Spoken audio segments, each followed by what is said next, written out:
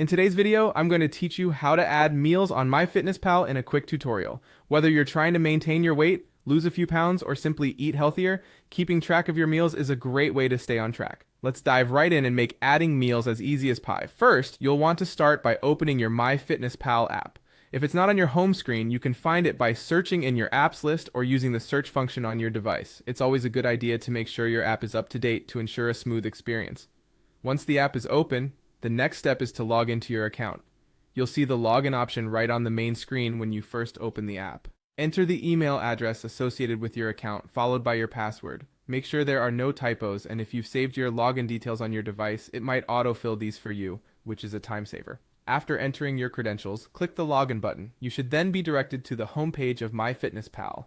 From here, look at the upper left-hand corner of your screen, and you'll find the profile option. Go ahead and click on that. In your profile menu, there's an option labeled Recipes, Meals, and Foods. Click on that to get to the section where you can manage your diets and meals. This is a really handy feature that lets you keep things organized. Next, select the Meals option. This is where you can add, edit, and view all of the meals you've tracked or created on MyFitnessPal. Once you're in the Meals section, you'll see a button that says Create a Meal. Tap on it. This will open up a new page where you can start entering the details of your meal. Here's where you can be a bit creative.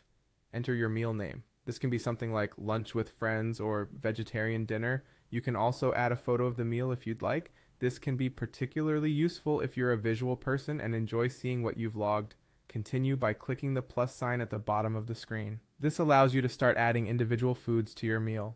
Browse through the food database or search for specific items, and when you find one you're including in your meal, hit the plus sign next to it. After you've added all the components of your meal, take a moment to double check everything. Finally, click the Save button to store your newly created meal.